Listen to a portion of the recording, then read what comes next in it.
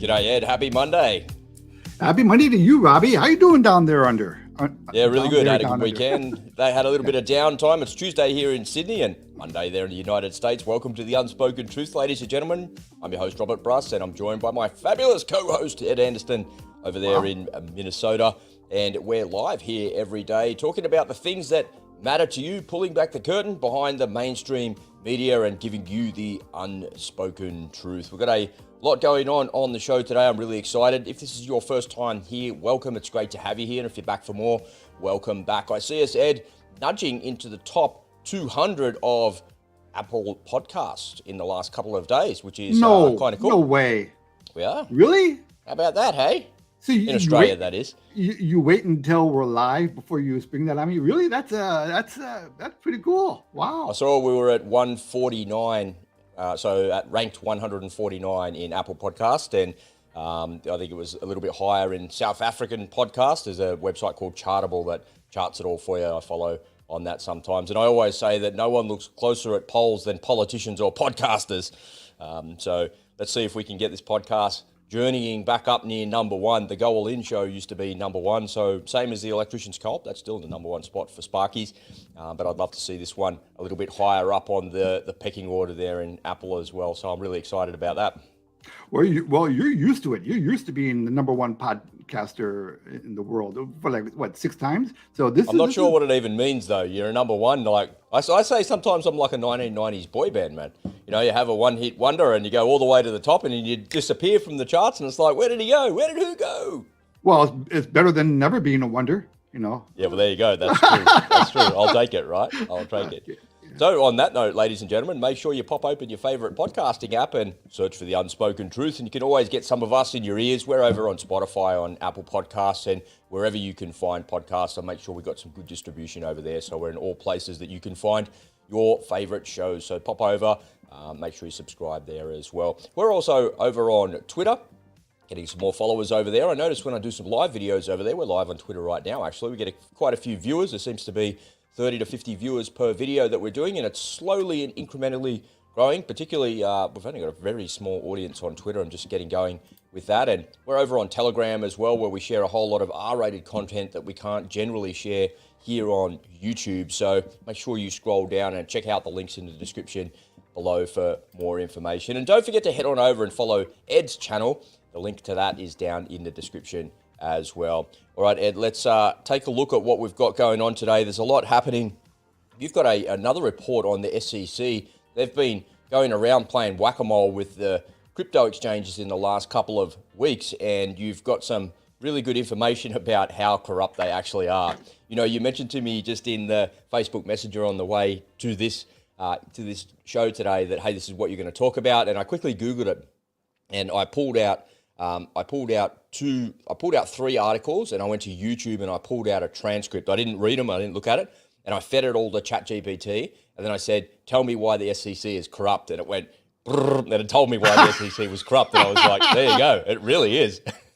So now you're starting to believe me? You don't believe me, but you believe ChatGPT. I don't know. I wasn't sure, right? I had to do the research. I went down the rabbit hole just like with 3 things in a video there, and ChatGPT summarized it and told me, yeah, it definitely is corrupt. Well, you know, this is an important topic, especially for people who are in the crypto space. So I know this is like my 3rd one in a row on this topic, but there's a reason why I'm talking about it right now. You know, being a crypto consumer is difficult enough as it is, without having the government actively trying to make your life even more difficult. And it's all because they have an agenda. And these people are corrupt, and I'm going to talk about it in my presentation. All right. Did you go out into the stable on the way here and get your high horse out, or are you all right today? Yeah, I got the biggest one I could find, the biggest high horse I could find. It's like a Western movie, you know, the saloon with the doors. Like I come in and I got like my pistols on my hip, the quick draw stuff. All right, folks. So I got a little bit of a follow-up and a report on the DPRK. So North Korea are now supporting Russia. And Mr. Kim Jong-un himself, the living deity of North Korea, says that he thinks that it's all a good thing that Russia has invaded Ukraine. And I've got a couple of links I want to share with you on a World War III roundup. This thing is escalating at a speed that you possibly couldn't imagine. There's no more exercises, folks. There's only exercises discussed as, or disguised rather, as potential invasions. So we could be seeing the start of the counteroffensive in Ukraine as the ruse for the time for NATO to get involved in this. And I'm going to be sharing some more about that. So, but before we kick off today, I just want to say thank you to everybody for joining us and helping us to grow the podcast and helping us to grow the channel as well. I see the YouTube algorithm is serving up a little bit more information to the subscribers of our channels, and I see that we're starting to get quite a reasonable following per video. Over the last 4 weeks, I think we've seen like a 10 to 12x jump in the viewership, not necessarily on the lives, but in the totality of the numbers. So it's really tracking it along well, and I just got to say thank you, because we can't do that without the viewers that are tuning into us on a daily basis. YouTube is an absolute slog, as people would know. There's no fast way to do anything like this. And the consistency and the persistence that Ed shows here with me is really starting to pay dividends. So thanks, Ed, and thanks to all the viewers. Thank you, Rob. It's a lot of fun. Find a job that you love and you never work a day in your life, right? So yeah, I love that's the way it goes. Absolutely. All right, why don't you kick it off, mate, and share a little bit about what you got for the SEC? I see you got a little report there. Yeah, I do have a little report. So let's get to it, and then we'll move to the discussion. This is an important update on the war against cryptocurrencies by our SEC. So let's talk about it.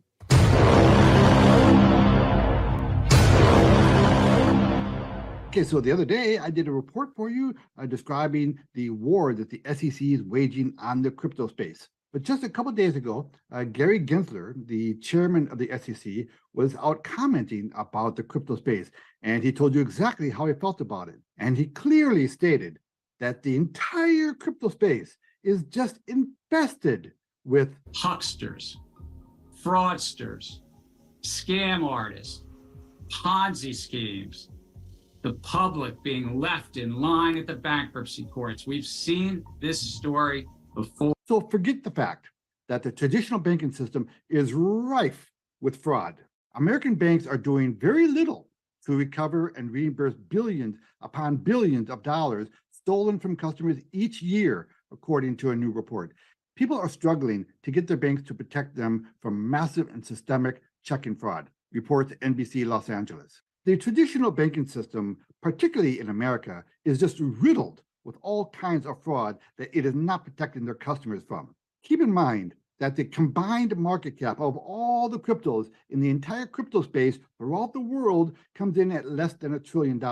And Bitcoin and Ethereum make up more than 60% of that. So of that entire $1 trillion global market cap, Bitcoin and Ethereum all by themselves make up about $600 billion of that market cap. The remaining $400 billion is spread amongst all the other cryptos out there in the world.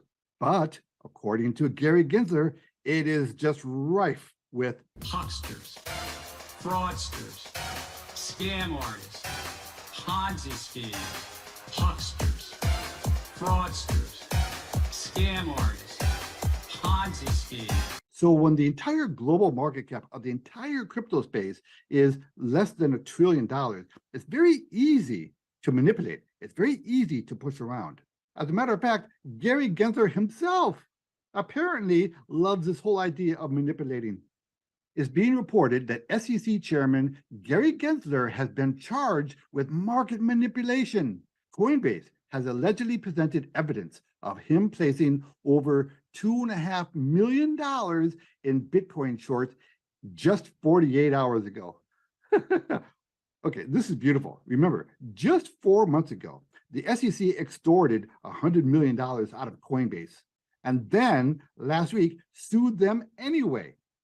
I mean, I'm thinking, why would Gary Gensler have an account at Coinbase to begin with? If he hates Coinbase so much, why would he have an account there? And why would he be so stupid as to place that big of a short on Bitcoin? Maybe this guy isn't as bright as everyone thinks he is. Hucksters, fraudsters, scam artists, Ponzi schemes. And some people in Congress are starting to realize how corrupt this guy is. This is a tweet from Senator Bill Hagerty. Senator Bill Hagerty hinted at some congressional action against Gary Gensler and the SEC for weaponizing their roles to kill the cryptocurrency industry. So apparently, at least some people in Congress have Gary Gensler on their radar. Now, in case you haven't noticed, that in the past couple of days, the altcoin industry, the altcoin groups, those are primarily all the coins outside of Bitcoin and Ethereum, okay? They had like a dramatic 1 hour drop, like 20% across the board. And there are all sorts of theories about why that happened.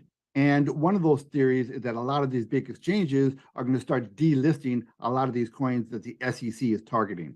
Robinhood delisting ADA, Matic, and SOL could put significant sell pressure on these tokens. Robinhood holds about $1.3 billion in altcoins. According to rough calculations by Fabian, 583 million of this may be held in ADA, Matic, and Sol. So users who still hold those tokens will be forced to sell on June 27th. Now, there is another theory out there that is, quite possible. And that is that a few large investors out there, a few large traders out there are purposely trying to depress these altcoins in preparation of a nice dramatic move upward, a huge accumulation phase. That could absolutely be the case. So if you're an aggressive trader and you have a little money that you can afford to lose, you want to play with, you might want to consider taking a position in some of these coins as they're being washed out.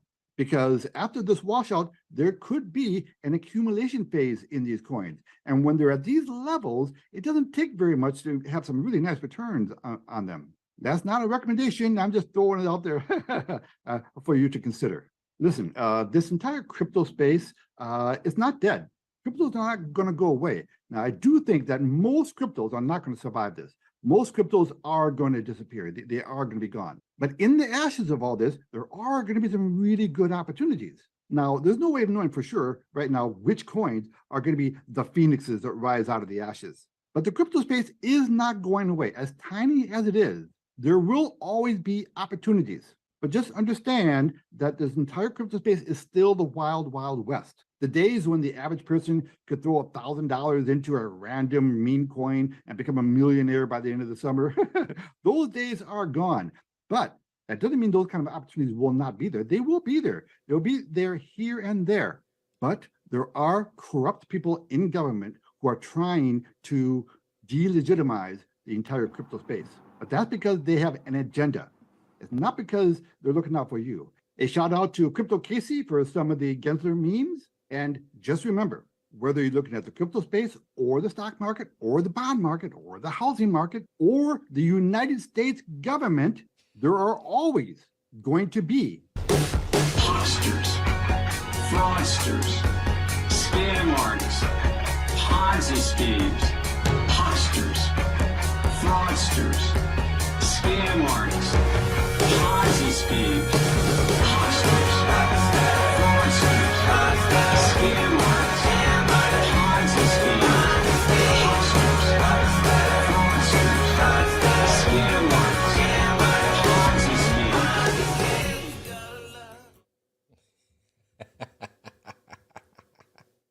And that's my report for the day. I'm glad you injected a little bit of humor in there, mate. It's an otherwise very dry topic, isn't it? And, you wonder how Nancy Pelosi got rich. So you wonder how Gary Gensler got rich. He got rich by going short on Bitcoin, right? There it is. What a scammer. He's this huckster and scammer himself. Yeah. Man. Oh, yeah. Talking about manipulating. So he shorts it and then he sues the entire crypto space. He's going after all of them. It's the things these people get away with. And he will get away with it. It's like the cops investigating themselves for something. It's ridiculous. Like you can't do that, right? You need to have independence. You need to be at arm's length from these things. And what do you think about the system just being set up wrong, Ed? I think that's why these things continue to happen, because these people find themselves in positions of authority, but they still find themselves doing these things. Like I saw that the other day, and I scrolled past the fact that he was shorting the Bitcoin market because I didn't believe it. But I did see it again and again and again, and I'm thinking, is this propaganda? Is this people just going against him? Is that coming out? I just didn't go down the rabbit hole with it. So with the benefit of the doubt, saying that that is actually true, that he really did do that, why is this happening? Is it the culture? Is it the system? You know, we talk about cronyism and all of this capitalist society that we live in all the time. It's not capitalism, it's cronyism, where everybody's out for themselves and everybody's scratching everybody else's back, horse trading in the process. Is that what's going on here, or is it something else? Well, yes. Well, that's been going on for decades, right? But specifically related to the crypto space, the government sees that the crypto industry as an existential threat to their dominance over the monetary system. You know, and they can't have that, especially now that they have their precious CBDC coming up. So they don't like the idea that people could conduct business outside of their monetary system. They can't have that, you know. So if you're a sovereign human being and you want to have the freedom to conduct business any way you want, the crypto space has been a godsend for the past several years. But now the government sees it as a threat, and even though it's only $1 trillion total market cap, you know, but the idea that someone listen. When they bring the CBDC on, a lot of people might use that as a catalyst to go to Bitcoin. Because they say, well, no, I know the difference between your coin and Bitcoin. Bitcoin is a tool. So they might say, well, that is ironically going to give Bitcoin a big boost in popularity. So in order to do that, we have to make it difficult for people to conduct business in the crypto space. So this is a coordinated, concerted effort by our government. I think governments around the world to make it difficult for the crypto consumer to conduct business outside of the fiat system. And that's what this is primarily about. So my question to you then, Ed, is crypto still worth it, man? Is it still worth participating in? Is it still worth having a punt here and there? And, you know, is it a trading opportunity, or is it a buy and hold opportunity? Is it a long position you're holding on to? I mean, if you ask a bunch of different people, you're going to get a bunch of different answers. What do you think? Well, if you're going to go into the crypto space, you better plan on getting educated. There's a lot to learn. You know, it's not like just opening an account at a bank and then you're done. No, there's a lot to learn. You got to learn how exchanges work. You got to learn the differences between the exchanges, because they're not all the same. You got to understand the difference between a crypto that trades on an exchange and one that doesn't. You know, it's a complicated world. So it's gonna take some patience on your part to learn about all the nuances of that space, because not every crypto is created equally. They all serve different purposes, you know. And let's get our nomenclature correct. Bitcoin is the only actual cryptocurrency. Okay, now we call them all cryptocurrencies because it's convenient, right? But Bitcoin is the only one that's an actual true cryptocurrency, in the sense that it is truly, you know, not deregulated. What's the word? It's truly decentralized. Thank you, decentralized. There is no controlling person or entity in the center of it. It's out there, and it's out there in the zeitgeist. CIA. It's out there. CIA. Let's get our nomenclature really correct, shall we? Let's go all the way there. Conspiracy. Yeah. Spoiler alert. Spoiler alert. Yeah. I mean, by the end of the day, we're going to see an alien, you know, with a crypto coin. Dogecoin. Yeah, Dogecoin. Yeah. So but there are huge advantages in using the crypto space to conduct your business if you can learn how to do it. But it's going to take a little education on your part. You should, everyone out there, if they're going to be a crypto consumer, I strongly suggest you join some kind of a community that you know, to help you, you know, get your questions answered. I mean, we're joking today. So I haven't bought a crypto in over a year. But I bought my first crypto today, and it's one of those memes. And I've been working on it for 3 days trying to buy the thing. You know, it's not. I had to figure out how to do it, and I finally got a portion of it done. Now I get so they're throwing up roadblocks even for me, and I'm savvier than the average person, but I'm not savvier than, you know, the guys who do this, you know every day. So it took me 3 days to relearn how to use a certain DApp program, and but finally I got it. So, but in this case, the potential payoff could be massive. So it's like you told me once about, people getting into programs. If people want to get in badly enough, they'll find a way. They'll find a way. Yeah. They'll figure it out. So you have to decide whether it's worth it for you. As far as trading goes, take the usual trading lessons about trading things and be hypersensitive. You have to apply those techniques in a very hypersensitive. Cryptos don't trade like stocks. I was going to say it's a different animal altogether. Yeah, it's a different animal. So it is a different category of trading vehicles. It is a lot of the traditional rules of trading you can throw out the window when it comes to cryptos. Yeah, that's just because the volume's not in the market, right? You can't trade crypto the same way you trade Forex, because there's literally $100 gazillion a day in Forex going through those markets, and the moves are so tiny, and trying to scalp out a market like that is very difficult compared to trying to do something like that in a crypto. Yeah. So I mean, there are two cryptos that are kind of systematic to the group: Bitcoin and Ethereum. Right? They're those are workhorses. Right. Everything else, is it's. I got to think of a better term than Wild Wild West, because that's overused. It fits right in with our high horse, right? You come in the saloon with your pistols drawn like that, ready for a glass of whiskey or something like that. It is the Wild West. I have to agree with Gary Gensler there a little bit. Part of the reason that there's no mainstream adoption of crypto and the market's not bigger than actually what it is, part of the reason I lost a bit of faith in crypto, Ed, is because the idea of something like Bitcoin, where it's decentralized, it's immutable, you can't change it, there's only so many of them, it has that value, it takes effort to actually mine it, all of those things, it ticks all of the boxes that you would want. And if you're a true believer in crypto and you're a true believer of an alternative system, then Bitcoin is it.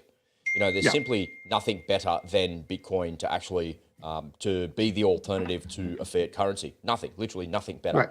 But the problem that we've faced since that thing came out of the woodwork when the CIA created it is that everybody that's a true believer in it can see that it's like one of these really good ruses that they have. There's always some element of truth to the lie that they're actually telling you, and you can't really discern the difference between what the true part is and what the bad part is.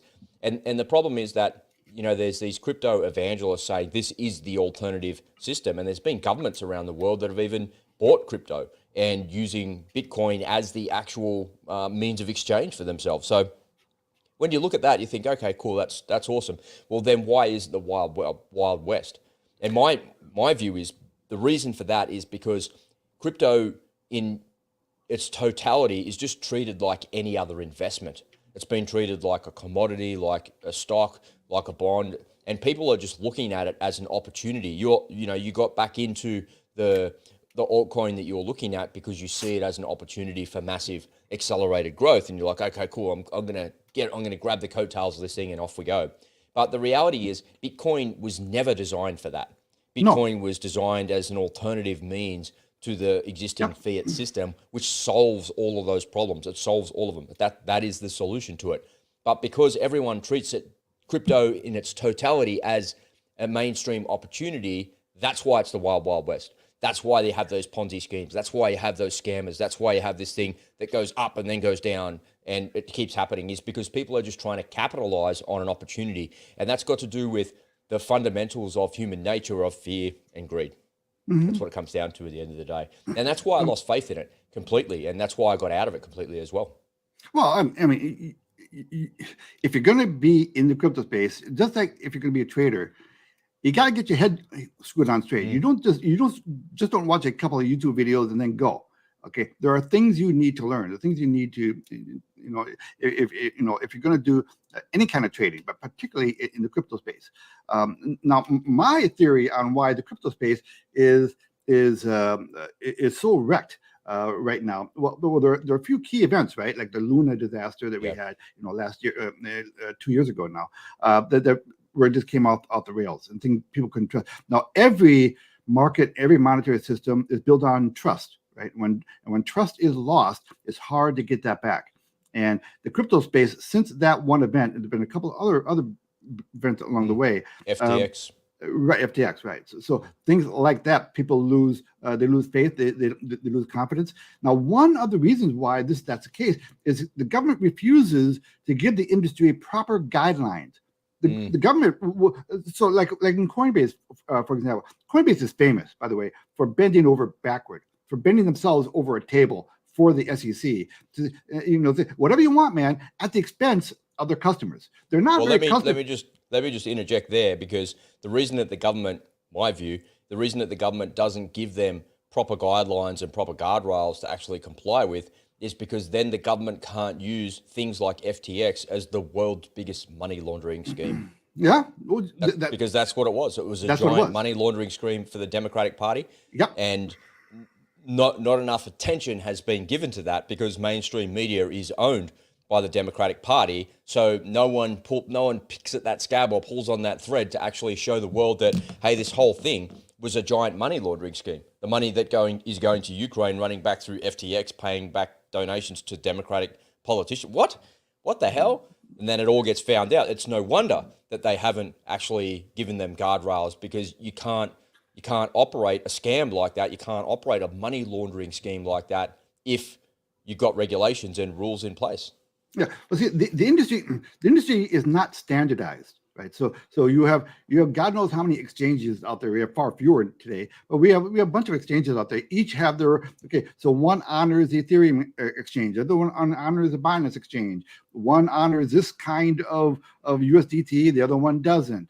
Isn't that just a free market, though? Isn't that what you want in a free Well, market? that's what I mean. Do whatever Sure. and the market sorts itself out. That's right. Well, this is one of the reasons why I've been telling people that if you're going to be a crypto consumer, you have to have multiple accounts. Yep. And that's one of the reasons why, because they're not standardized. Well, but this is part of the growing. Remember, this entire industry is basically 5 years old or 4 years old. It's still learning how to walk. So if the government would let it evolve, the private industry will solve all those problems. Some guy is going to come capitalism will sort that out. That's right. I think I told you. I sent an email to Elon. I'm waiting to hear from him. He should get on it, man. He can own that industry. They put together a proper exchange, address all the issues in one shot, a one-stop shop, because he will be the only one who will have done it. Take all the issues, take all the best parts of every exchange and put it in one place, and people, he would own that that industry. But he's got his own. I mean, he hates SEC more than we do. I mean, well, remember Elon had to get off. That was one of the articles that I pulled out. Actually, was about him and Tesla and stuff. Remember, Elon got off Bitcoin because of the ESG stuff. Mm-hmm. So he was a big holder of Bitcoin, and then BlackRock came out with all their ESG BS about 2 or 3 years ago, whatever it was, and then he dumped his Bitcoin position. Yep. And then but he liked crypto and came back in via the Dogecoin thing. Mm-hmm. And that took off into the stratosphere. Remember that? Yes. Oh, look, he's not afraid of cryptos. He knows all about them. I mean, Shiba is his coin, right? And he was on Saturday Night Live talking about the Shiba, during his heyday, and so he part of that's fun. Look, you just got to understand, this is not the traditional monetary system. We are in the crypto space. They're breaking new ground, new ways of conducting business. Blockchain. Look at blockchain, for example, which underlies all this. People now, it's a big deal now in New York real estate, where they're now starting to sell their real estate on the blockchain, right? You can buy pieces of it, and you don't have to go to your attorney's office to sign all sorts of documents anymore, because you have a unique whatever thingamajig that that underlying technology is great, right? And that is the future of actually doing business. I want to close out this little segment here, Ed, and just remind people that crypto is not just the Wild West. It can be any opportunity that you see to be in an investment or to get some upside of something. I think we were talking a couple of weeks ago. I met with a pretty sophisticated property investor here in Sydney, and she she was doing really well for herself. She had 30 odd projects underway, and it was going really well. And I asked her, you know, what are you seeing in this industry? Because what I hear from my real estate agent mates is there's just simply no stock. And, you know, that's the ever-present problem in an overcooked market, is that nobody wants to sell their property. They're holding on to it for as long as humanly possible to get the upside. And she said in the development space, what she's seeing is a whole bunch of developers, well, a whole bunch of properties for sale with the development applications already approved. So you see the sign and it says DA approved, and there's like a picture of the CAD design of this beautiful building that can fit on that property there. And so what they're doing is they're buying the property, they're going away and going through all the council and then selling that kind of off the plan to the developer. And the reason I said to her, why aren't people following through? Why the developers buy it? Why aren't they following all the way through? And she said, because they can't find the builders.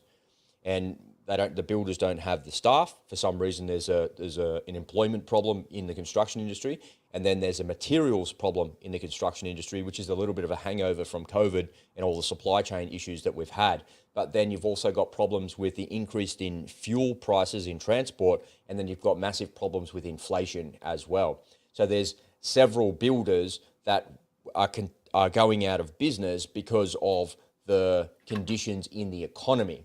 So if you're going to buy a property off the plan, or you're a developer looking to get involved in something, there's considerable risk with that as well. And I think you did a good job at the end of your report there, as you always do, in just highlighting and reminding people that, you know, crypto is the Wild West, but so is property development. But so is getting involved in, you know, shares about a company that has like terrible management. You know, you can lose your shirt just as quickly over there in the share market as you can in the property market, as you can in the crypto market. You have to be educated on these things. And Yeah. you've got to surround yourself with the right people. Yeah. So is it worth it, man? Should people still be in crypto? Yes. I think should. so. Yeah, because that's a yes from you. Yeah, I think it is the future. No, I don't see any particular need. You don't need to be in a hurry right now because of the state of the crypto space. But it's not going away, because most coins are not going to survive this little period of time that we're in. Most of them are going to disappear. So you shouldn't feel a sense of urgency. You're not missing anything at the moment. No FOMO. Yeah. Now, except for the one that I just bought, that I feel really good. Quick, it's going to yeah, quick. man. Come on, get your $500 in there now. That's the. I mean, that's the first crypto I bought in over a year. I'm on the other side of the ledger, folks. Ed is the trader, right? And he's never playing with money that he can't afford to lose, and he's only ever doing it with a small amount anyway. And if you lose it, it's like whatever. And if you're getting the upside of it, you're always pulling out your initial seed capital anyway, and just letting your winners run. Exactly right. You know, that's all stuff. I'm gonna have you in this thing by the end of the week. You watch. If you join Twitter, I'll join that. Okay, deal. Well, I'll get back to you on that. You were using Twitter in that report. I'm going to call you out on that. What the hell? He's quoting tweets. Has he got an account that he hasn't told me about? Too funny. All right, ladies and gentlemen. Resourceful man. Yeah. Let's shift gears, and we want to remind you that today's show is brought to you by you. In this crazy, uncertain world, we all need a way to protect and insulate ourselves from the outside forces that we simply cannot control. I'm a news junkie, and after a lifetime of constantly immersing myself in the darkness and the despair that engulfs the world, the path to shield myself and my family has become crystal clear. I want to invite you to come and join me in the Unspoken Truth community, where I'll show you how I protect my family from this crazy world. You'll get access to 3 masterclasses worth over $1,000, as well as our live events, training, and community of truthers just like you. Come on over to the unspokentruth.com.au and join us for just 50 cents a day. What are you waiting for? Get started now at the unspokentruth.com.au. All right, I want to shift gears to something maybe a little bit more serious than the SEC stuff. That's kind of a little bit fun to talk about, but we've had some major developments over the last, I guess, I want to say 72 hours. The first thing is that counteroffensive is underway properly in Ukraine, and I want to share my screen here with you. So let me just grab that and sort that out. So, alrighty. So the first thing I want to do is share the deep state map with you. So as I look at the deep state map, I can see just here. You can see if you just click over to the right hand side here, you see the little calendar, history calendar. So this is on the 9th of June. Today is the 13th of June. So 4 days ago, if I fast forward the clock here, if you just look over here to the side of where this reservoir is, that's where the dam was blown up. You can see the Ukrainians taking a fair bit of ground back there as well. So they've encroached in here. And as I come across the map here to the eastern side, I can see that the fighting is ongoing along this front line here.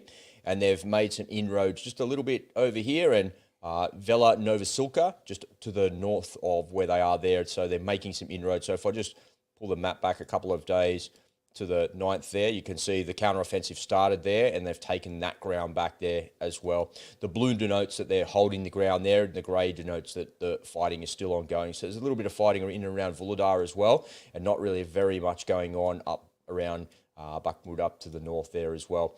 The point is that the counteroffensive is underway, and despite what you may be hearing in mainstream media, there's still complete and total radio silence from the Ukrainian side. Actually, there's not much being said from their side. I've got a whole bunch of Russian Telegram channels that are part of my Telegram that I look at, and I can see these people actually being engaged by the enemy as well. There's a video here that I pulled out from the UATV. So this is the Ukrainian official, maybe the way I want to say that. You know, there's no delicate way to say this, folks. This is the Ukrainian propaganda. This is what they want you to hear. So this is intercepted phone calls from Russian soldiers, and this particular video, I'm not going to play it because they're talking Russian and it's just the subtitles, right? But what they're saying is they blew up the dam, and it was a team of saboteurs that blew up the dam. And if I pull it through there, you'll see there as well. But you know, I've been listening to these phone calls since the start of the war, and I kind of think, you know, is any of it even real? How do you know? How do you know you just don't have two Russian guys talking to each other and somebody's pressing the record button? The answer is you just don't know. You don't know. There's no way to verify if that's true or not. But if it is true, it's pretty damning, I guess, is what I'm trying to say. So they've said that the dam was blown up by a team of Russian saboteurs, and it didn't do what they wanted it to do. And there's a couple of Russian soldiers on the phone talking back home to their family, complaining to their family that, yeah, this is like an absolute disaster. And there's one guy in that particular call talking about how they don't have food or water or clothes or anything to keep them warm and stuff like that as well. So again, just take it all with a grain of salt, because it could be what they want you to hear. And likewise with all of this deep state map stuff as well. You know, I look at it and go, okay, the fighting's ongoing there on the front lines, and that's what they're showing you. And you look at the videos that they look at, you look at the open source intelligence, you look at the timestamps and the location, the GPS location of the videos that you see, and the uploads of those videos. And look, you know, there's ways to game that system and whatnot as well. But a lot of this is verified, and it's verified by the deep state team. That's actually what they do. So I just want to move on from there because it's a bit of a stalemate, but I want to also show you here that this is what's going on. And I said at the top of the show, there's no more exercises, there's only disguises.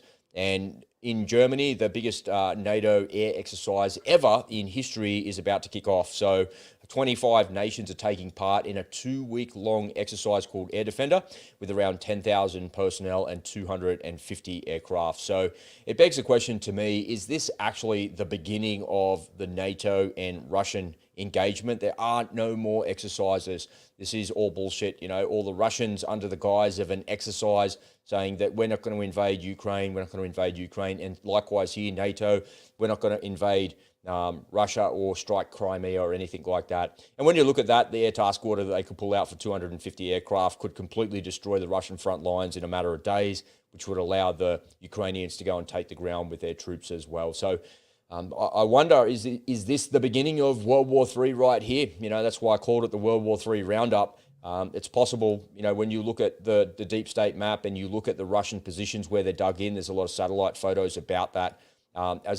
As you look towards Melitopol here in the middle, the way that they're dug in is in 3 or 4 different depths, if you like. So the first one is the obstacles to slow them down, then there's the infantry, and then there's the armor obstacles as well. And the Russians are dug in properly and they're not running away. But air power would destroy all of that and enable the Ukrainians to roll them up pretty quickly as well. So gosh, if there's 250 aircraft ready to go, I kind of wonder what's going on. Why do they put this out there anyway? Why are NATO talking about running exercises. Why wouldn't they keep that on the lowdown, particularly if you're doing it right on the border of Russia? Like, it just doesn't make any sense to me why they're putting that out there. You know, is this a show of force? We already know that you've got that. Why are they doing that? So, and this is the NATO website, by the way. So I look at this and just wonder what's going on behind it. Meanwhile, in North Korea, we have Kim Jong-un saying he wants to hold hands with Vladimir Putin as Russia and North Korea ties deepen. I don't really know what that means, that translation, he wants to hold hands. I mean, I think that what he's saying is that they want closer ties. So they're quoting him. That's what he says there. He wants to hold hands. So essentially what Pyongyang are saying is that the North Koreans support everything that the Russians are doing. So talk about the axis of evil. George Bush was right when he said that. Russia, North Korea, they are definitely in cahoots together. And it makes me wonder, would this actually be going on if Donald Trump was still in play? Because Donald Trump seemed to take the heat out of that conversation and all the missile testing went away. But as soon as Donald Trump went away, the missile testing ramped up to a point where we've never seen it before at that type of level. And their nuclear program has accelerated as well. So, you know, it begs the question, what would happen if Donald Trump got back in, and what would have happened if he was there? Would any of this garbage be going on? And I don't know. Trump says that there's no way Putin ever would have invaded, and he would have got in between these two guys and stopped anything from happening there as well, because the relations between the US and the DPRK were cooling down. Even though nothing was really happening, they were certainly cooling down, and Trump did a good job taking the heat out of that conversation, even though he didn't really do anything in the end. Like, there was no definitive outcome. And I guess the outcome that you could measure, the measurable thing there, is that Kim had slowed down on his missile testing. But as I mentioned, as soon as Trump went away, that actually accelerated as well. On the topic of missile testing, we reported just a couple of days ago that Iran says that they now have hypersonic missiles, and that's the hypersonic missile that they've got there. But they've also said that they're just literally a couple of days away from having a nuke. And Iran's supreme leader, Ayatollah Khamenei, is warning the West that it cannot stop his country from obtaining nuclear weapons. So, man, oh man, I look at that and just think, well, what is really going on? That's what's happening on the front side of this. But what's happening behind the curtain? What is the unspoken truth? The unspoken truth is they've already got nukes, right? And I just want to pull on this thread a little bit, because this is a serious thing. When the Iranians have said for a long time that as soon as they get a nuke, they're going to destroy Israel. They've said that for a long time. And the Israelis have said for a long time, the equal amount of time, that we're never going to allow you to have a nuke. So it says to me that if Khamenei is coming out and in mainstream media reporting, saying that you can't stop us and we're just a couple of days from having it. And further down in that report, he goes, Iran doesn't want nuclear weapons. We don't want them. We don't want that. So there's a doctrine that was created, I want to say in 2010. It was Iranian doctrine where they came out and said nuclear weapons are actually Sharia. And what they said is nuclear EMP weapons are Sharia use of EMP, because the nuke actually doesn't kill anybody. We let the nuke off in the atmosphere and it turns the power off. And the fact that there's no power means that you die because there's no power, not because of a nuclear apocalypse. So, you know, their idea of nuclear weapons and, you know, their strange religious fundamental ideology and, you know, how they're justifying the use of nuclear weapons just doesn't make any sense to me, but that's what they're saying. And I look at that and think, well, if they're saying that they're just literally a couple of days away from obtaining a nuke if they wanted to, and what's worse, they've got a delivery system for it. Plenty of countries have tried to get nuclear weapons before, but they've just got no ways to deliver them. But we know the Iranians have got a really sophisticated missile system, and if they've got hypersonic missiles, whether they work or not, doesn't really matter. If they've got ballistic missiles, which we know that they do, and they have used them against Americans and allies before, and they're very effective, we know that that delivery system is capable of putting the nuke on the end of it. We're in big trouble. And the Israelis are in big trouble as well. And it says to me that we could just be just a couple of weeks away from an Israeli and Iranian conflict. And whether or not the Americans support them is altogether actually irrelevant, because Israel has said we will do whatever we need to do with or without a coalition to stop them from getting a nuke, because they're threatening to destroy us. And I look at that and go, man, this is escalating. And when you look at the headlines, you look at a bunch of different websites that I pull my sources from. Ground News is one. There's the Guardian one there is a really good source as well. There's several sources that I'm pulling them from. No one's really talking about it. That's not really a big news story, but actually I believe it's the biggest news story in the world because everyone's distracted by UFOs at the moment and aliens and shit like that and the counteroffensive. But Iran getting a nuke is the biggest story in the world, and them coming out and saying they're a couple of days away from it, that just says to me that the Israelis are a couple of days away from a Top Gun type attack against their nuclear facilities. And is their intelligence good enough to actually say where their stuff is and what's happening? Man, oh man, I just look at this and think, there's no more exercises. There's just disguises. So we're about to kick off there in Europe. They're about to kick off there in the Middle East, and potentially North Korea supporting Russia to escalate that conflict. Just a matter of time before Kim puts his hand up and goes, hey, do you want a couple of battalions of soldiers? I'll help you out here. Don't need the ammo? I'll send you the troops as well. What about that? What then? What happens if North Korea gets involved then? Man, oh man, this is a very complicated situation, and my view is it's very, very scary, and we're on the precipice of something big here. Well, if I were a North Korean soldier, I'd be eager to volunteer to go fight in Ukraine because then Get something to eat. Yeah, that's exactly right. You beat me to it. Yeah, you get something to eat. Those guys, man, they're slaves. Yeah, as far as Iran goes, I have to think and hope that this is a negotiation ploy, saying that, we're just a few days away from getting our nukes and you can't stop us. They probably want something. I think it's probably an extortion tactic. And unless you give us so much money, or unless you give us whatever it is they need. Well, that was the idea of the JCPOA, but that went away the minute. So that deal went away the minute they started giving the Russians drones and giving the Russians missiles as well. And I'm surprised. There was a couple of months, must have been 6 or 7 months ago, the Iranians came out and said that they were going to start supplying ballistic missiles to the Russians as well. And if they had have done that, I believe that would have been a red line. That would have been a bridge too far for everyone to cross. And they said that they were going to do that, and the Russians said that they were going to receive them, but none of that has actually proven to be true. So the best the Iranians can do is give you the Shahid drones, and then they're building a factory as well to say, here's how you build them. You can build them under license right here. Go for it. Well, as far as these red lines and these trigger points, I think that there is a cadre. There is a group of people in our country, in America, of the power centers who are itching for a war. And listen, this is. Let's just agree right now that although the Ukrainian soldier in the front line is going to disagree with me, this is not really a war between Ukraine and Russia. This is a war. No. This is a war between America and Russia. This is a proxy war, and we have people in our government who are egging this war on, and they've done things they've gotten in the way of potential peace talks. They said they shut them down. They don't want to see peace. There are forces at work in the world, mostly related to money.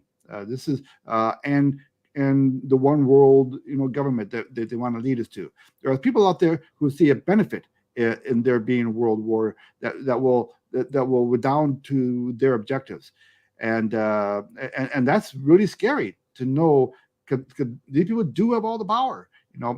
If NATO really did want to cross into Ukraine, they could. Who's going to stop them?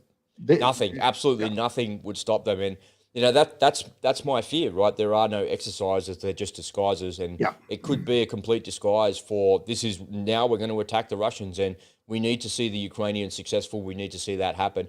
I did a little thought bubble over the weekend for myself because I wanted to just get it off my chest. There are no good outcomes here.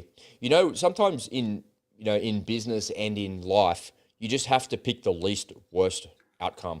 It's the way I describe my life sometimes. There's this option. I have to stay up, till 11 o'clock to pick up my daughter up from some stupid club in the city or something like that. Or I can let her get home by herself at 11 o'clock at night. There's no good options. I don't want to get in the car and do that. I got to stay up late, even though I've been awake since 4 o'clock this morning. I'll go to bed. I'll put my alarm on. I'll do there's just shit options. That's a ridiculous example of my boring life, which is kind of good. I'm glad I got a boring life and not too exciting. But in Ukraine, there's really three things that are going to happen. we've got the NATO summit coming up in a couple of weeks. I think it's in two weeks, I want to say, or 3 weeks maybe. And the Ukrainians haven't been invited, and the Ukrainians are insisting on being invited. They're insisting on being part of NATO. And if they're not invited to NATO this time around, they might be invited next year. So you're not coming into NATO. No, there's a war underway. You can't come in. And they've said that consistently like that. But if they don't get that, they might get a security guarantee. And if they get a security guarantee, that's just as good as being part of NATO.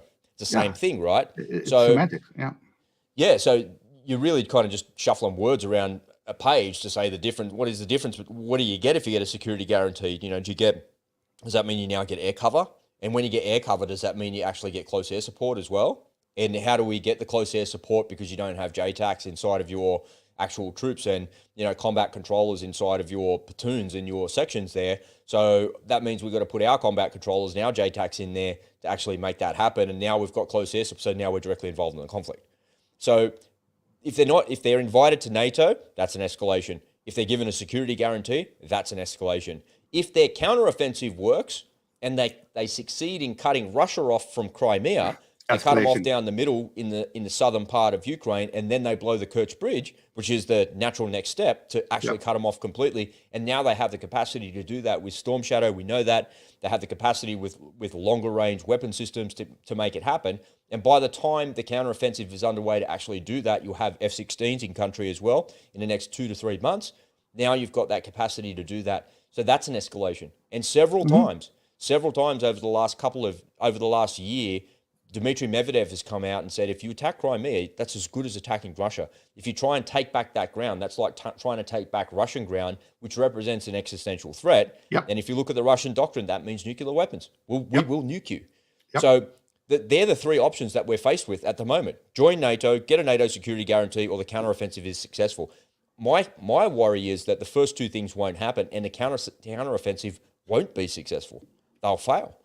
And then we just end up in a stalemate, a complete stalemate, worse than what it is now, where the Russians don't really have the resources they need to take any more ground, and the Ukrainians' military is completely and totally depleted, and the only thing that we can do is go in there and help them, actually. And there was one more option there as well, is a coalition of the willing. So the Polish have been talking about actually going in there just with their military. But then suddenly Poland becomes a target for Russia, and if Russia attack Poland, then does that trigger Article 5? Well, it's just it should. There are no good options in any of it. Well, okay. All right. Well, look, I can think of a fifth option. What's that? Russia pull out completely? Note that all this ends at a big wooden table with Zelensky wearing a "I love Russia" sweater, signing the BRICS agreement. Doesn't say "I am Ukrainian"; it'll say "I am part of Belt and Road." That's right. That's right. And I love bricks. Yeah, I love bricks. Yeah. That's the Brussik, remember? Yeah, Brussik, very good. Yeah, Brussik. Yeah. Listen, I think that. Personally, I do think that's the way this is all going to end. Now, when you said earlier that you don't see any good options, listen, that's because you are a freedom-loving, sovereign human being who doesn't like war and who doesn't like death, and you're being very unreasonable, Rob. Because from a certain perspective, this is a huge success, right? If you're Larry Fink, or if you are, or if you're Jamie Dimon, you're Putin, or you're Putin, if you're one of these people making lots of money off of this war, for you this is a huge success, and the more it goes on, the more you benefit. So there are people who are benefiting from this war in a very big way. And these are people of power and influence. And I think that's why the war is dragging on. And I think they would be perfectly happy for this to keep dragging on, because the longer it drags on, the better it is for them. So forget the fact that it increases the possibility of a nuclear exchange. Yeah, details. So there are people out there who have objectives that I think this war serves. And well, that's how crazy those actual people are, because they'll take you right up to the precipice of nuclear war and stare over the edge and go, "What's over there? What's going to happen when that goes on?" In my view, there are no good options. You look at this now and you think, how can this escalate anymore? Well, the way that it can escalate more is if Iran gives them ballistic missiles, if Iranian troops end up on the ground, if North Korean troops end up on the ground, and then they have a vastly numerically superior force, but then they're also backed with weapon systems to actually engage with that. You know, the Ukrainians are always like, whatever, man, it doesn't matter if Russia conscript 1 million troops, it just doesn't matter. They don't have the resources to get those 1 million troops to the front line, and even if they do, we're going to destroy them anyway.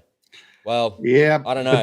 I don't know about that. But they're really good friends with China and North Korea. You know, so they're. I think they've got ways of prolonging this. You know, if they really want to.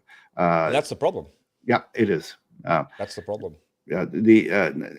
Not to mention, now you haven't even mentioned the nukes that Putin is putting into Belarus now. So they're that much closer to the theater of war.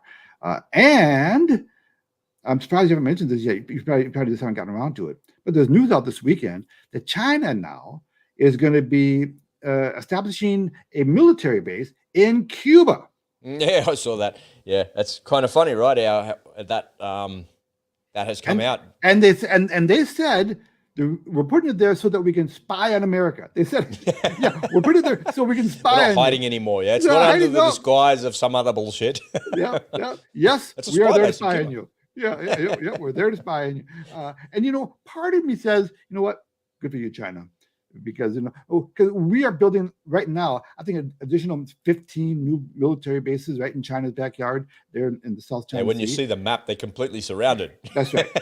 That's right. So you kind of have to, what's good for the goose is good for the gander, right? So part of me, I'm kind of warming up to RFK Jr.'s idea of shutting down those overseas bases and sending them home. When you look at the map of overseas U.S. bases, what the hell?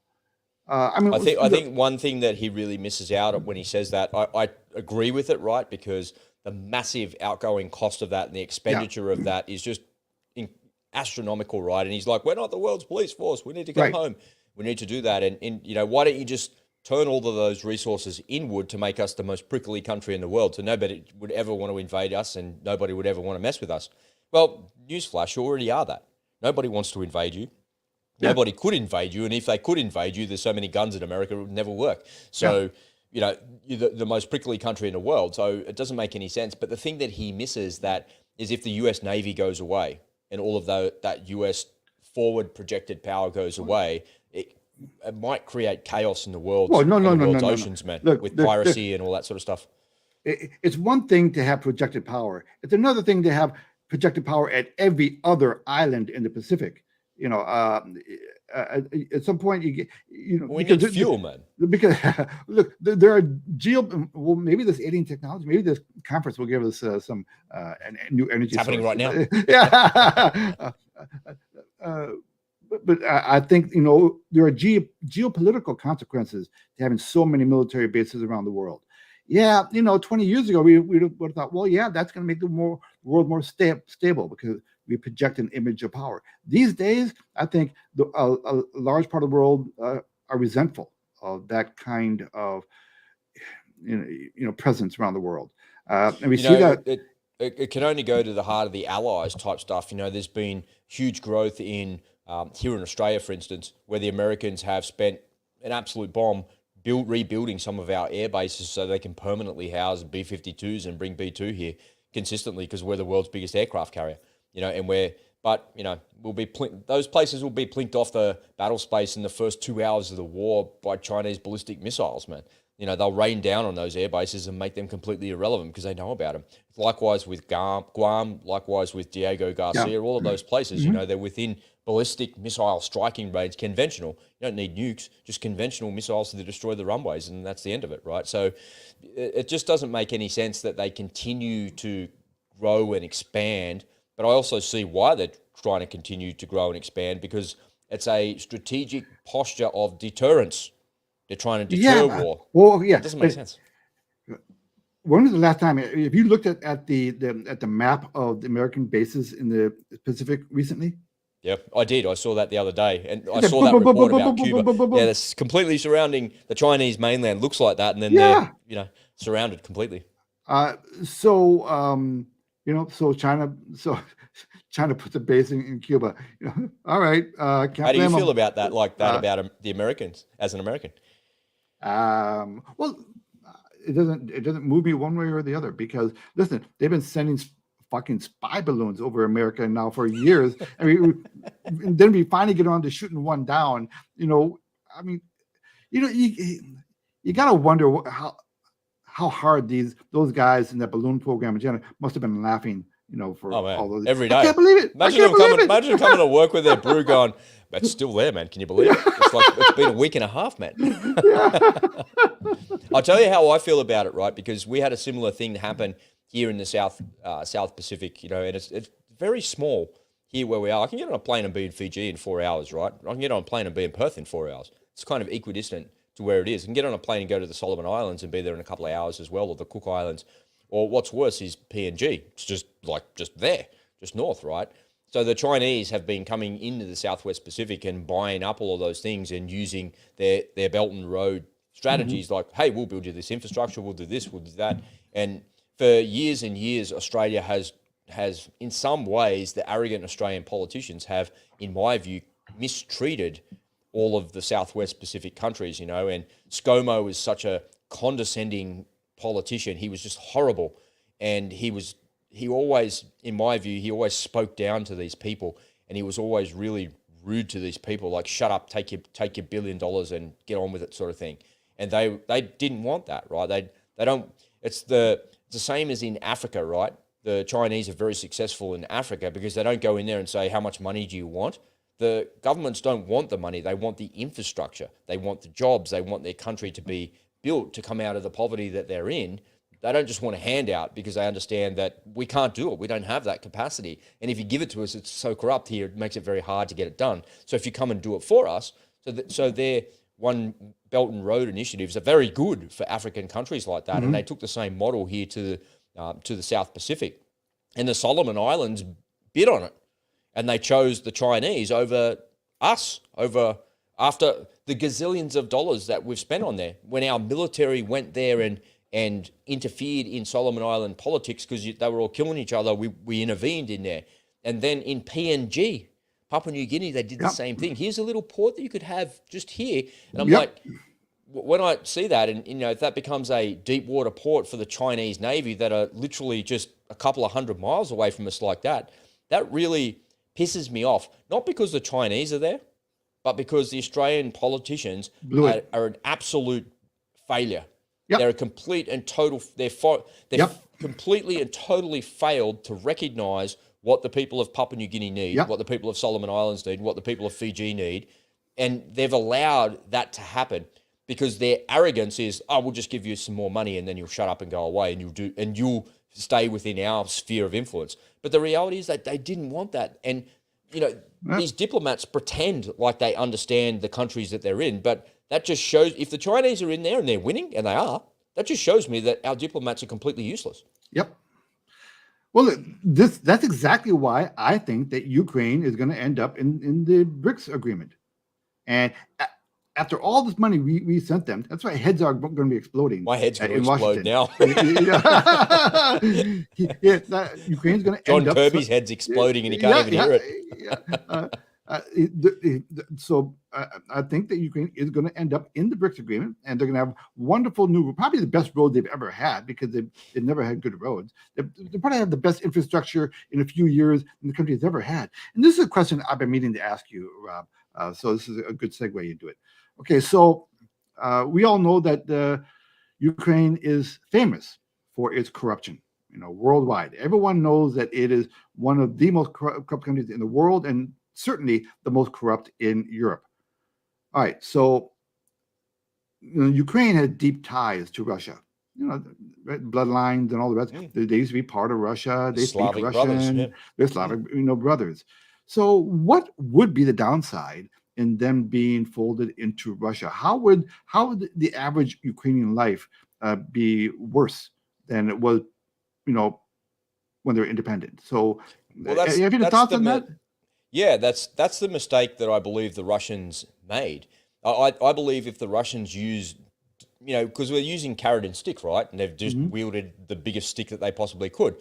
But did they really try and wield the carrot at any point? Did they say, what if instead of this border that we have between us all, what if we lower that border and have an EU style thing and we could open up trade? You guys have got really good stuff there. We've got really good stuff here. What if we come together to prevent a conflict, to stop that from happening? But here's the thing, you're living in a fantasy world because the promises that Western leaders made to Putin had consistently been broken. So Ukraine handed over its nuclear weapons for a security guarantee that they would never be invaded. And then during the Minsk agreements, it came out that it was all bullshit. The whole thing was bullshit to keep Russia at bay and to keep them under wraps. If you read the history of Putin when he came to power in the year 2000, he was actually very pro-Western. He was very, he hated communism. He didn't want anything to do with communism. He didn't believe that socialism was right. And after the disaster of the 1990s and the drunk leader that was in place, he was like, okay, now we've got to get back on track. How do we get back on track? And he established some really good things in the economy. So Putin done a lot of really great things, but he came to power on a lie. He came to power on a fabricated terrorist attack where people were killed, and he was going to be the leader that solved all of those problems. And he had several failures in his leadership along the way, but he did build an incredibly strong Russian economy. It was like maybe one of the strongest economies in the world. He did a lot of really good things. And he was very pro-Western, trying to go out there and do deals and negotiate. And he was always in Europe. And, he did some good things. But the problem is that he was consistently lied to. We're never going to do this. We're not going to expand NATO. We're not going to go any closer. And at every turn, there's a couple of books that I read about him, and it's like at every turn he keeps trying and trying and trying to participate. At one point, they were saying we should fold Russia into NATO, and that's how good relations were, right? But at every turn, he was lied to, and there was a point there where he just kind of washed his hands of it. It's like he went like this: you know what? I just can't be bothered with you anymore. It's not going to work. I'm just going to do the thing here in Russia that I'm going to do, and I'm going to try and grow this country. I'm going to fix the GDP here. We're going to fix the disaster of the 1990s after communism fell, and we're going to move forward. And that's when he focused inwards. And that's when the lies started happening as well. So no matter what utopian view of the conflict that you have between Russia and Ukraine, and lower the borders and trade and, Donbass, whatever, if they want to be part of it, whatever, who cares, get rid of all of that. The fact is he didn't respect the sovereign borders of another country. That's a fact. He didn't respect the Donbass and the Luhansk region, and he invaded there. He did that in Georgia. He did that in Chechnya. And there's a couple of other places that were flashpoints. Okay. So when you don't respect the territorial integrity, how can you negotiate? Okay. Look, for a moment there, I thought you were pro-Russia and pro-Putin. I thought, but okay, so I get it. Then you tied it. You can't be not pro-Putin when you look at the way that. So here's the thing with these dictators, right? I think we've said it a couple of times on this show. The best part about a dictatorship is you don't have to worry about an election. Yep. So the policies that get implemented are actually really good for the country. When you look at Xi Jinping, the policies he's got, these 100-year plans, they're amazing. We don't have that in our society. 100-year plans bullshit. I mean, I'm never impressed with these. Oh yeah, well the Asians they have 100-year. It doesn't impress me at all. You can't foresee what's going to happen 10 years from now. Much as 100 years. Don't give me that. I don't buy it. You're not buying into it. I think you're giving these Orientals way too much credit. Hey, listen. But my point was, we are in America ostensibly supporting Ukraine as an act of defending democracy. We're doing it. The reason why we're doing it, we're defending democracy. How dare you, invade another country's borders? Our southern border here in America is being overflown. It is not about borders. It is not about. Do you call bullshit on that democracy thing, though? Yes, it's bullshit. We're not there to defend democracy. Because if you were there to defend democracy and stop them taking the ground, you wouldn't have allowed the invasion in 2014 in Crimea to take. Oh, that was always Russia. That's ours. We're taking it back. No, what are you talking about, man? That's the map in Ukraine. That's Ukraine. Now you take what? And then in the eastern part of Ukraine as well, when you're in the Donbass, when you're invading there, and they've been fighting forever, where the Ukrainians are shelling the civilians in that side of the world. And then they shot down the plane, and it's like all this bullshit going on. It's not about... Look, every Central and South American country, which is pretty darn close to us, is a socialist country. They're all socialists. So if we're defending democracy, you spend a little time locally. Why don't you first before you go? It's not about defending democracy. Okay, there are bigger forces. There's money at work here, and there's but circling back to my point, because I want to, before we run out of time, I want to drive home. I want to nail you down on this. So we're there to defend democracy. Well, what if we just let it play out the way it's going to play out, and Russia takes over Ukraine? All right. So, what's the worst case scenario to the average Ukraine? How is their lives going to be different than before the invasion? That's the miscalculation that the Russians made. And that's why they thought that they were going to be in Kyiv in 3 days, and they were going to overthrow the government, get rid of the corruption, because they thought the Ukrainians thought that. We don't like our government. They're corrupt. They're this. They're that. But the reality is, it would be the same all right. Yeah, but I'm talking from the West perspective. Why should we be spending so much treasure in defending democracy when those people will be just as well off after Russia takes them over than they were before? Probably even better off. The Indian foreign minister has the best answer of all to that. So he says. So the same question, not the exact same question, but the same influence was given to him. Like, why is India neutral on this? And he said, well, European problems are Europe's problems. Why should the Indian government be dragged into something that causes us problems when that problem has literally nothing to do with us? Yeah. We're here in India. We don't have problems in bloody India. Never mind, like, Russia or Ukraine. Most Indians couldn't even point to that on a map. It's just, and he's 100% right. Yeah. And why shouldn't India profit from whomever they're dealing with in the world? And they were buying like all the Russian oil at a reduced rate and selling it back to us for a margin. Why shouldn't they do that when you think about it? And that's the country looking after itself. And I believe that he is 100,000% right. Yeah. Why is Australia spending all of our treasure on supporting a country in, the most corrupt country in the world? Yeah. Sure, they were invaded and everything like that. Sure, well, if that was the case, why aren't we fixing South Africa? Yeah. Why aren't we fixing the basket case banana republics in South America? Why aren't we intervening in all of those places? And it's what you said, Ed. It's just all bullshit. The democracy argument, the freedom argument, that's all complete fucking bullshit, man. Yeah. It's in an event, it's in an effort, and the ultimate outcome is to completely destabilize Russia and to completely destroy that country. That's actually what the proxy war is about. That's the complete destabilization of Russia. Yes. Why don't you just be honest about it? Just say it. Just say it, guys. That's what it's about. It's not about democracy in Ukraine. And it was never about weapons of mass destruction either in Iraq. No. If Russia does take over Ukraine, it's not the end of the world. They all speak Russian already. They all have friends in Russia. Life is not. I don't look at it from that perspective, because they blew the dam. Whoever blew the dam in the last couple of days, right? And it's come out and destroyed, estimated like 4,000 people have been displaced that they know about so far, right? So those 4,000 people are never, ever going back to their homes. Like that is an absolute, catastrophe of humanity. Well, so it's easy for us to kind of sit here and say, well, what's the big deal if the Russians, take over Ukraine and they're part of Ukraine, will they stop at Ukraine? They're going to go into Poland next and then everybody, all this bullshit, right? So I look at that and think, I call bullshit on all of that now as well. I used to think that, but I call bullshit on it now, where I think the Russians just want a buffer between them and Europe. That's all they ever wanted. Exactly right. Yeah. They couldn't get a guarantee that NATO wouldn't encroach any further because NATO was just expanding. And now they've just come out and they've simply said that we had to act because you forced us to act, because you continuously lied to us, you continuously expanded, you continuously doing all of these things, And now look what's happening. And Yeah, man, it's all look, bullshit, hey?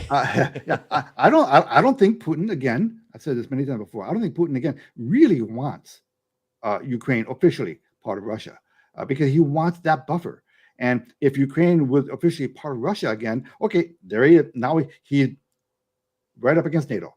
He wants that buffer. So I think what he would like is like a puppet government. There's a government there that, yes, they're independent, but they're very friendly to Russia. You know? Well, that's what was there before they right. were overthrown, right? In the Yep. in the revolution, and the Ukrainians didn't like that, but then that revolution was instigated by people in the West, by the CIA. Just want to say. Amen. So I think, look, It's complicated, huh? we just solved everything in like 30 minutes there. Listen, if they want to negotiate, we can get them to a table here in Cronulla. I got one right there. We can get Xi here. We can talk about Belt and Road. We can get Putin here. I don't know if Zelensky. He can dial in via Zoom, man. And you'll just for a small consultation fee, right, Rob? I'll do it for nothing, man. Well, at least have them pay for the cookies, or. I don't know about you, Ed, but like the longer this goes on, the more pissed off about it I feel. Like at first I was like outraged that Russia invaded, and then I was like pro-Ukrainian. I'm like, go fight, get rid of the invaders, get rid of those orcs. Then I was like that. And the more I see Zelensky traveling around with his hand out asking for money, put a fucking suit on, man. Like you don't realize, like you just show a little respect. You've lost the support, and you're losing support. And you're losing support of the Americans. You're losing support of the allies here in Australia. If Australia gives them one more fucking cent, I'll scream at the top of my lungs. Enough. Yeah. And I saw the other day there was an M113, one of our old Vietnam era APCs that were there, and I saw it was all shot up and it was destroyed and stuff like that. And this like soldier standing in front, and he's like, fucking all this. And I thought, dude, like that gear that we're giving to you, don't you realize it's worth hundreds of millions of dollars? We're giving you all of our equipment and our treasure, and our soldiers don't have that to protect our country. We're giving that so you can fight on your behalf. And then you go drive straight into a fucking minefield and get hit by an artillery strike in the middle of the day, and you can't maintain a 50-meter spacing between vehicles. What the fuck is going on there, man? Like you're completely destroying my support for the war. And now we're going to give you fighter jets, and now and we're going to give you attack AIMS missiles. Really? This is what's actually happening? This is where it's going? And you can't you can't even be bothered showing me the wins that you're actually having either. Like, no, I think the Ukrainians are quickly losing a lot of support among the populace. The elites still are, they're still loyal to the cause, but the people, the protests have been popping up all over Europe. Yeah, the Germans don't want it at all, man. Yep. Yeah. But the elites, they still want it. They're still, all in, which takes me back to there are people benefiting from this war. It's not us. Yeah, it's not us. It's not the populace. So. It might not matter anyway. We're all going to die in a nuclear holocaust in the next couple of weeks, so we'll be okay. Everything will be fine, Ed. It will be good. Okay, well, go China. Go China. Go Belt and Road. Go Belt and Road. That's right. Solve everything. Okay. All right, Ed. Thanks for a fun show, mate. I really appreciate you spending some time here with me every day like you do. You're the best co-host in the world, man. I love you, bro. Thank you so much. Thank you, buddy. I appreciate it. Ladies and gentlemen, if you're not following us as the podcast, please open up your favorite podcasting app and tune in there as well. Don't forget to come on over to Twitter, to Telegram, and we're also on Rumble as a backup as well. That pretty much wraps it up for today's show. We'll see you same bat time, same bat channel. All right, let's get out of here. Bye, everyone.